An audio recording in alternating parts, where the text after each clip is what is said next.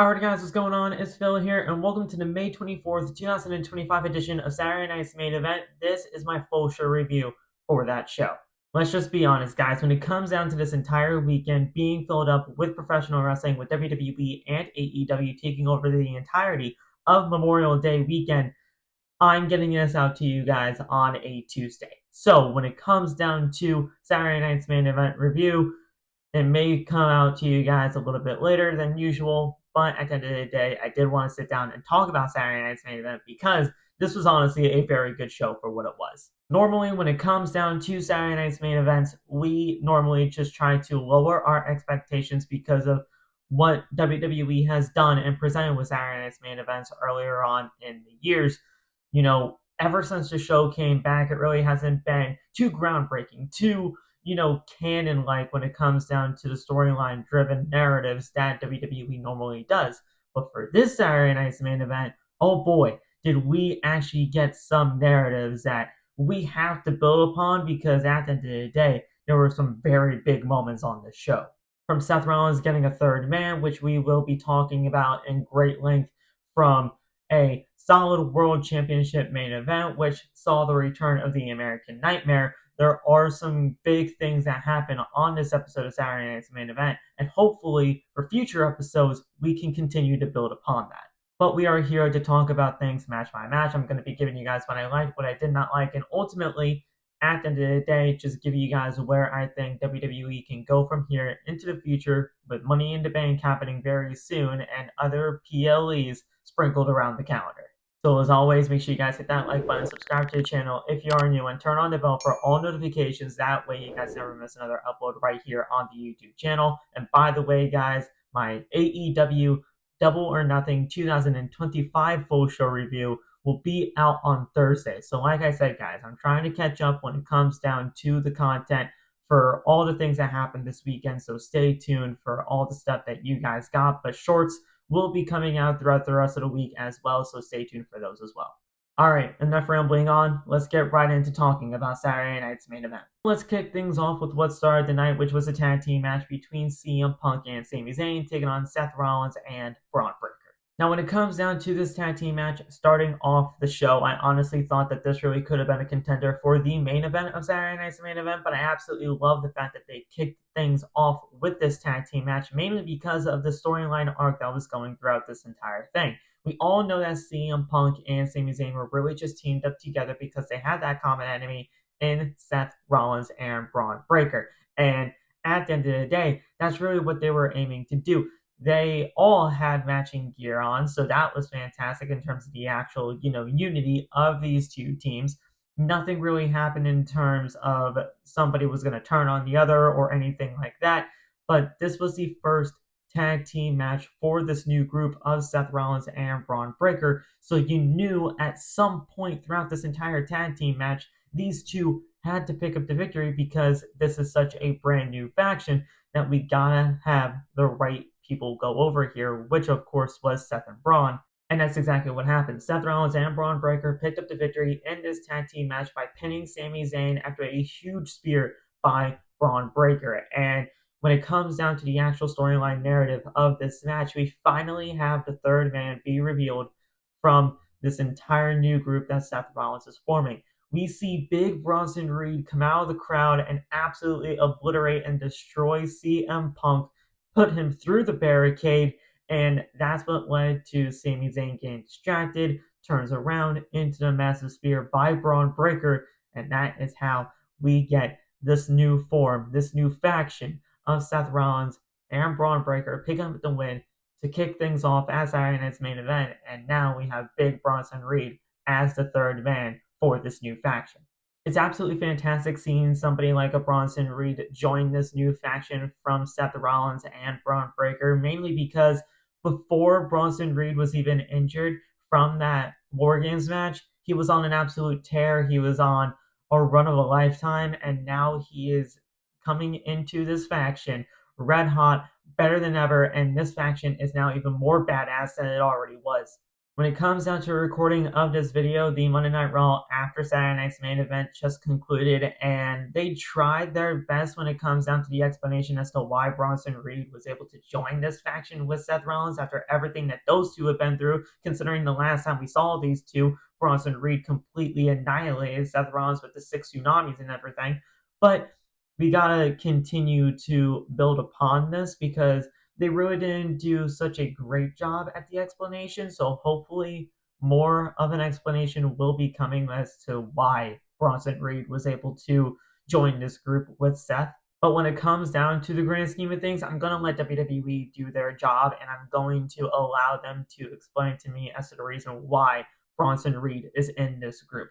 I'm not going to completely shit on it yet, mainly because of the fact we really still don't know anything yet. So as long as WWE actually does give us a reason as to why Bronson is in this group, that's all that's going to matter to me. A lot of people were thinking that because at the end of the day we don't normally get so much groundbreaking stuff happening at Saturday Night's main events that we were not going to be getting a third man added to this group.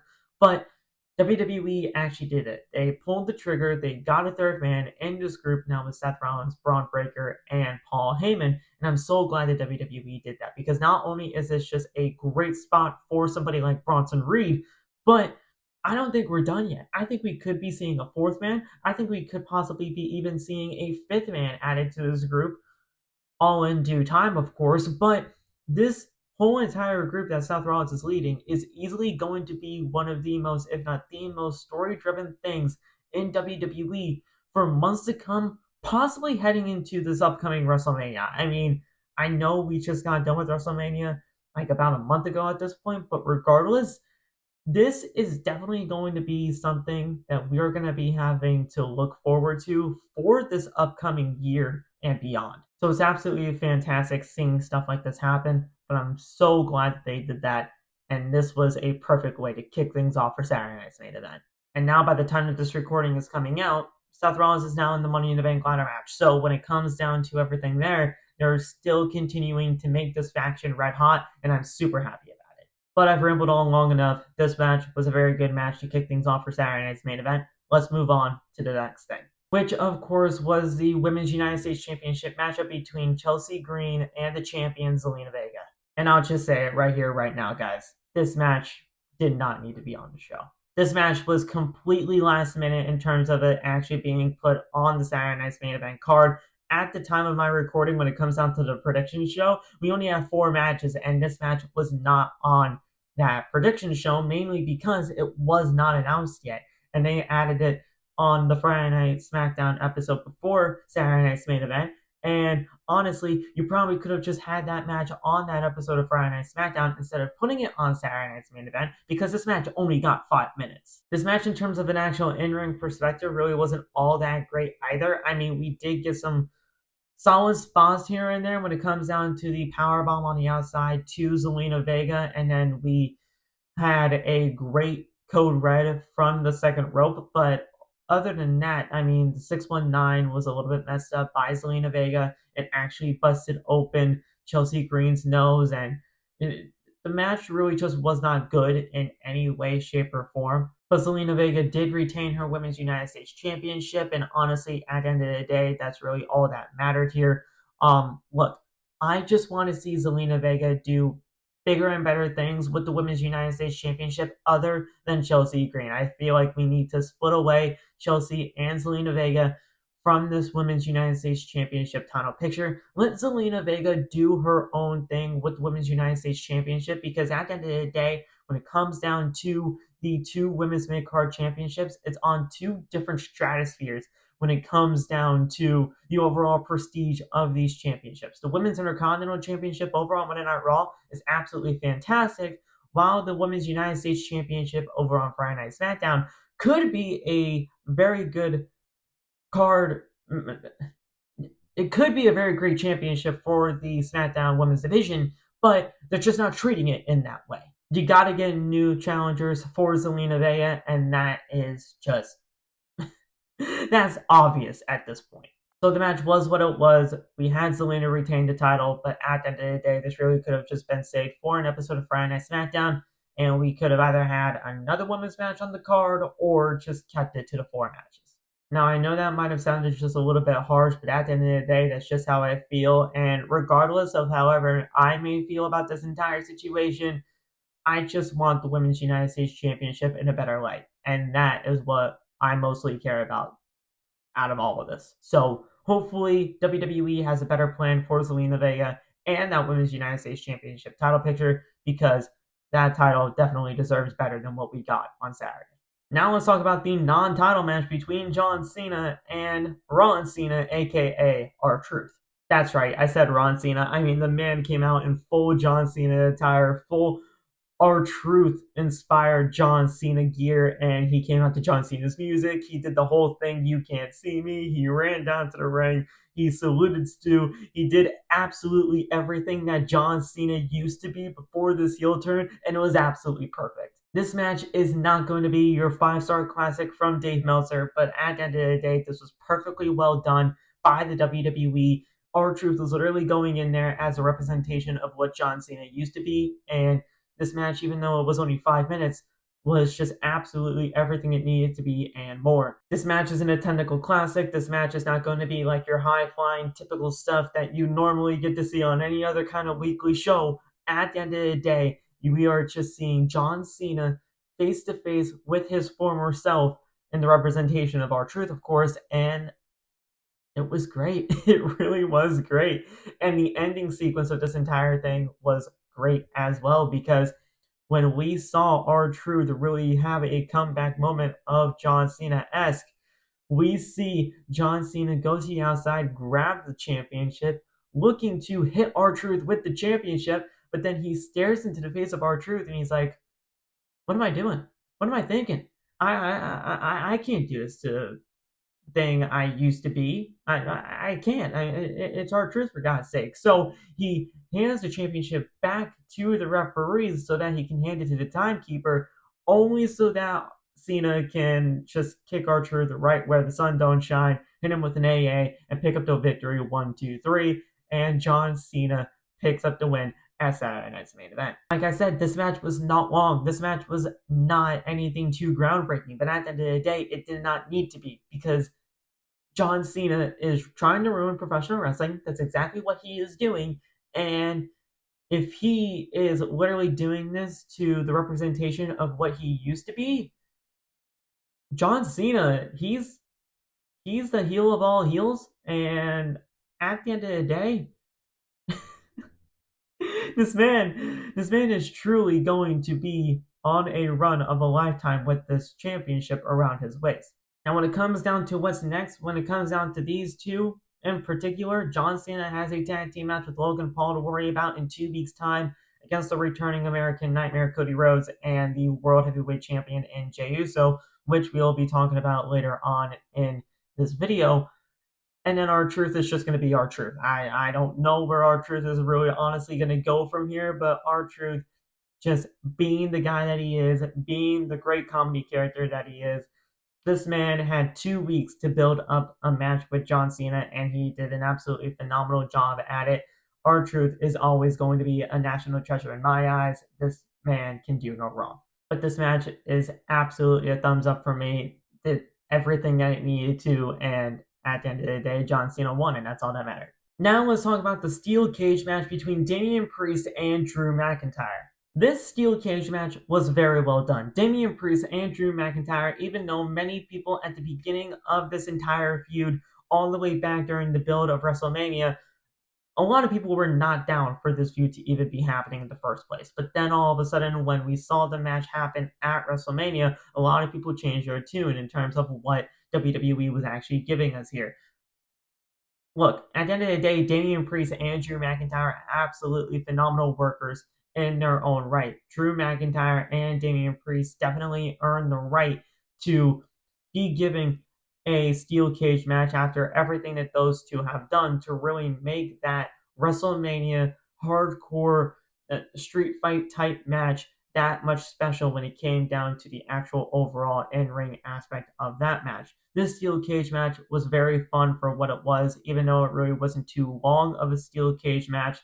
WWE did absolutely everything in their power to make Damian Priest look like a hell of an actual star within the process. Drew McIntyre may have lost this steel cage match here, but honestly, it was for a good reason, especially if Drew McIntyre is going to be taking time off here, mainly because of the injuries that he has sustained. Apparently, he can't even move his neck from left to right at times. So definitely in terms of what we saw in the finish of the steel cage match, Drew McIntyre is going to be written on television, and they did it in a very, very good way. The ending sequence of this match was pretty much just a concerto, a callback to what happened with his former mentor Edge, aka Cope, now in AEW. They took him out the Judgment Day with the concerto, and now Damian Priest just took out Drew McIntyre as a whole with this concerto. And because of that concerto, obviously Drew McIntyre's not going to get up from that. So Damian Priest just walks out the steel cage door. And I personally did not hate that finish, but one person that definitely did hate that finish was none other than Jesse the Body Ventura. This man was absolutely going ballistic on commentary with Michael Cole and Pat McAfee, asking them consistently, how can somebody just walk out of the door through a steel cage match? If you're going to be having a steel cage match, how could you possibly win with a decision like that?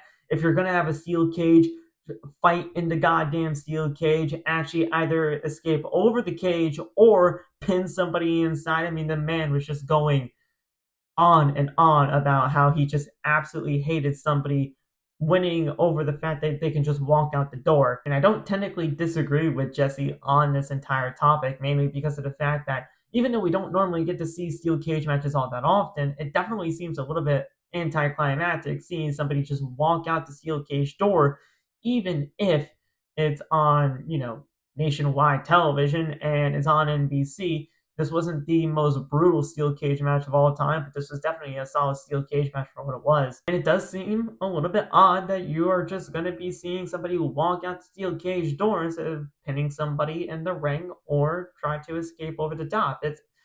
I get where Jesse is coming from, but the man just could not stop when it comes down to the complaining of that entire situation. It was just absolutely awesome to see. Jesse the Body Ventura being on commentary for one match out of, however many Saturday Night's main events they are going to be doing. They need to keep doing that, and they need to put him in the most opportune situations to be just like this, because Jesse the Body Ventura, he's incredible in every single way. So Damian Priest wins this steel cage match, and he moves on to whatever he's got next. Drew McIntyre, he's going to be taking some time off, which is honestly very well deserved because he has been an MVP for WWE over the course of the last few months, years, what have you. And then when it comes down to Damian Priest and what's next for him, you can put him in the United States Championship title picture. I don't really think that's anything too, groundbreaking for him, but doing something with Jacob Fatu for the United States Championship could definitely be something for him. And then let's just say if somehow, some way, Damian Priest were to win the United States Championship, Drew McIntyre comes back, you can get another match out of that for the United States Championship, and we can see those two go at it for the title. I don't know, but regardless, Drew McIntyre got to take some time off. Good for him. He's going to recuperate while Damian Priest, there's still something to kind of work around for him, but overall, he'll be very much fine over on Friday Night SmackDown.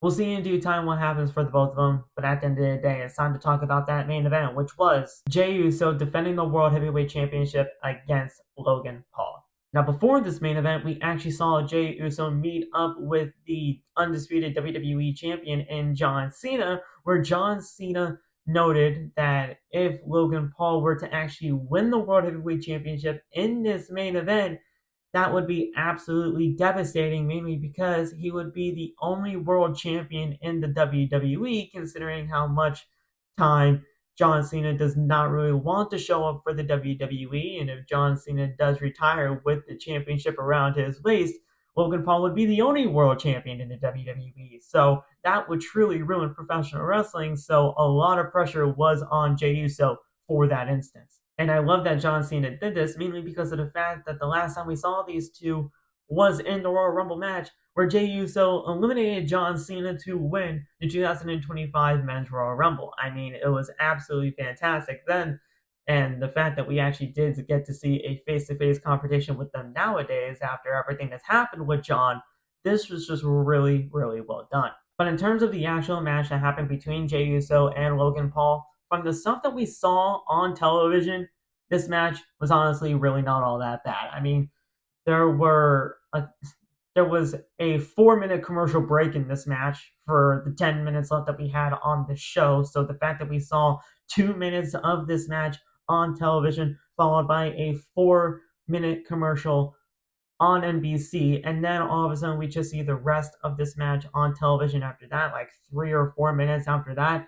This match really was not all that groundbreaking in terms of what we saw, but it wasn't all that bad. And Jey Uso retained the World Heavyweight Championship here, so obviously that was the best thing about this, because Jey Uso losing the world title was just never going to be the right call. But that doesn't mean that WWE does not want to give you a little bit of a heart attack thinking that Logan Paul could possibly win the world title because of everything that happened during the latter portions of this match. We saw John Cena pull out the referee as soon as we saw an Uso splash from Jey Uso, and that right there, I'm like, oh god, what the heck is going to be happening here? Because Logan Paul and John Cena were basically going to put the boots to Jey Uso, but then all of a sudden we hear Cody Rhodes' music hit, and Cody Rhodes, the American Nightmare, the quarterback, whatever you want to call him, he is now back in the world of WWE. It's the first time we've seen Cody Rhodes since WrestleMania 41 Night 2, and Cody Rhodes looks fantastic. He took it to John Cena. He hit a crossroads on John Cena. Jey Uso hit Logan Paul with a spear, and then an Uso splash to get the victory. 1, 2, 3. Jey Uso retained the World Heavyweight Championship. And after that, we saw Cody Rhodes get a microphone in his hands and says, look, you've ruined professional wrestling long enough. You have a partner in Logan Paul. I have a partner in main event Jey Uso. We'll see you at Money in the Bank. And then it automatically just cut at 10 o'clock. And I didn't get to see the rest of it like most people actually did. But honestly, there really wasn't much after that. They were just standing there, and Michael Cole said some last words after that. But regardless, this was very well done. We have a tag team match now set for Money in the Bank. A lot of people were actually thinking we were going to be getting a 6-man tag team match at Money in the Bank between both Usos and Cody Rhodes taking on John Cena, Logan Paul, and Travis Scott. And I do believe we are actually going to be getting that. So hopefully Jimmy Uso and Travis Scott actually do get added to this match so we can get that 6-man tag. But right now, it is just a singles, well, not a singles tag match. It is a tag team match between John Cena and Logan Paul taking on Jey Uso and Cody Rhodes. And honestly, I hope they just keep it at that. Because at the end of the day, you really don't need to add any other people in this. You have everything that happened from Saturday Night's Main Event in this tag team match set for Money in the Bank. So why overcomplicate things? Do not put Travis Scott in this match, and do not put Jimmy Uso in this, because what's Jimmy Uso got to do with this? He's got nothing going on with this. So just keep it as the normal tag team match, and I'd be perfectly fine with it. A lot of people are kind of a little upset knowing that we are not going to be getting a world title defended at Money in the Bank when WWE literally had history in the palm of their hands with a possible match between John Cena and CM Punk 14 years after their classic at Money in the Bank 2011. But I do have to play devil's advocate here, mainly because at the end of the day, we only have 2 weeks left for Money in the Bank build. So why are we going to be doing a John Cena CM Punk match with only 2 weeks build when we can actually build an actual story between those two, especially with all the history that those two have? So honestly, very well done by the WWE. You really don't need to have a world championship be defended at Money in the Bank, especially when Jey Uso just defended his at Saturday Night's Main Event, and John Cena, he did just wrestle R-Truth. So I guess I'll give John Cena a pass on that one. So overall, that was the solid show. That was Saturday Night's Main Event for the 2-hour duration that we had on NBC. Like I said, too many commercials for my liking, but overall, a very solid show from top to bottom. Storylines progressed, and at the end of the day, we get another match added to Money in the Bank for that tag team match. And That's all that we can really ask for at the end of the day. A solid night of professional wrestling, and that's what Saturday night's main event is meant to do. But that's it, guys. That's my review for Saturday night's main event. Let me know what you guys thought about Saturday night's main event down in the comment section below. Don't forget to hit that like button on your way out of here, and I'll see you guys later down the road for my AEW Double or Nothing 2025 review. I'll see you later.